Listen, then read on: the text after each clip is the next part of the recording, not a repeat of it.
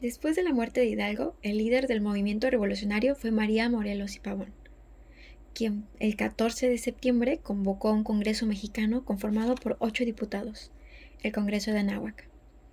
Sin embargo, el gran problema de este Congreso fue que no representaban a la sociedad, puesto que por los conflictos armados ésta se encontraba desorganizada y dividida. Así que Morelos decidió designar él mismo a 6 diputados, y solamente 2 fueron electos. Y es así como con este grupo conformado este nuevo Congreso se propuso elaborar una constitución, un decreto constitucional para la libertad de la América Mexicana, el cual tajantemente determinaba la independencia del país de la corona española.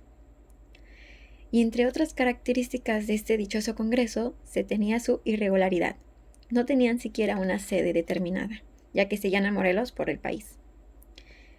De este periodo, y a pesar de no tener información por escrito de grandes avances jurídicos, se cuenta con importantes precedentes históricos necesarios para entender los proyectos futuros, debido a que se establece en la propia Constitución como una serie de principios, y acompañado con el propio documento de Morelos, Los Sentimientos de la Nación, se tiene una guía para los futuros proyectos constitucionales. Entre los puntos que establecía Morelos en esta Constitución, porque a pesar de que fue votada por los diputados, realmente era la opinión y la postura de Morelos, se encontraban los conceptos de soberanía de la nación, así como la división de poderes. Y hacía hincapié en que el ejercicio de la soberanía le correspondía a los diputados, los cuales eran elegidos por cada provincia. Esta Constitución reconoció los derechos de igualdad ante la ley, de seguridad, de propiedad y de libertad, así como determinó que ciudadanos eran todos los nacidos en el territorio, los extranjeros católicos y aquellos que no se opusieran a la libertad de la nación. Además, limita el derecho al voto a la parte masculina a partir de los 18 años, católicos con empleo. Y se tiene un fuerte aspecto religioso, puesto que cada parroquia nombraría a un elector. De los electores de parroquia, elegirían a los de un partido, quienes formarán las juntas electorales de provincia, quienes después elegirán a un diputado. Dotaba al Congreso de diversas facultades, como elegir el Supremo Gobierno y el Supremo Tribunal de Justicia. Y esto nos deja en claro que se tiene un impedimento para la división de poderes, puesto que ésta ya no cumplía con su función de contrapesos para delimitar los actos de autoridad. Igualmente, podrían nombrar embajadores y ministros, prohibía la reelección y el parentesco simultáneo de 2 o más diputados. En 1820, el país entra en una etapa más tranquila, menos conflictiva en comparación con las anteriores. Y tenemos que la Constitución de Cádiz vuelve a tener vigencia en España. Así que México adoptó una figura de resistencia e impidió su restablecimiento en el país.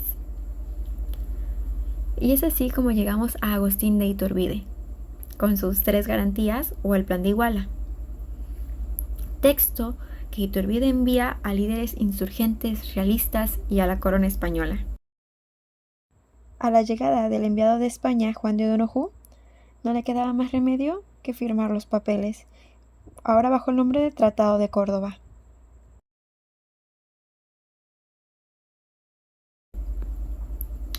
Este tratado expone que el nuevo imperio sería gobernado por el propio Fernando VII o en su caso un pariente, y que se tendría una junta provisional, integrada por la nobleza, claro está, la cual sería la encargada de explicarle al pueblo el procedimiento para la elección de las cortes. Y estas cortes estarían encargadas de redactar una nueva constitución. Por supuesto que este Tratado de Córdoba retoma el concepto de división de poderes y establece que el Ejecutivo estará representado por la Regencia y el Legislativo provisionalmente por la Junta, pero oficialmente por las Cortes Constituidas. Y a pesar de la invitación a la nobleza española, la Junta Provisional termina eligiendo a Iturbide como presidente.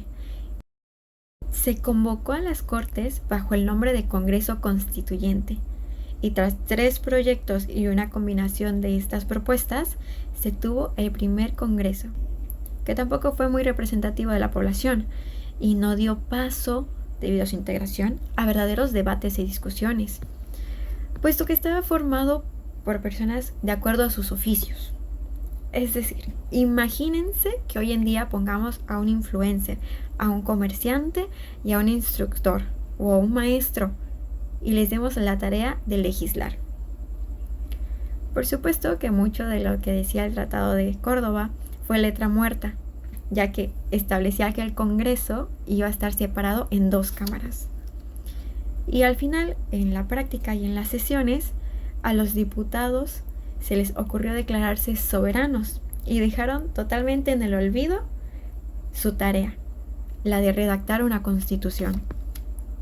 En su lugar prefirieron discutir y pelear entre sí para ver quién sacaba la mejor ventaja para su partido político. En sus últimos años, este Congreso bastante fallido termina nombrando a Iturbide como emperador y ve su disolución en octubre de 1822.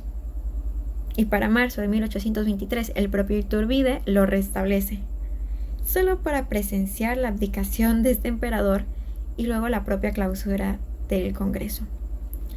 Pero si algo podemos rescatar de esta parte de la historia algo vergonzosa y fallida, es el precedente del uso de reglamentos para los debates, la elección de presidente y vicepresidente por medio del voto secreto y el nombramiento de comisiones determinadas de acuerdo a los asuntos que cada una debe de ver, algo parecido a lo que tenemos hoy en día en el Congreso.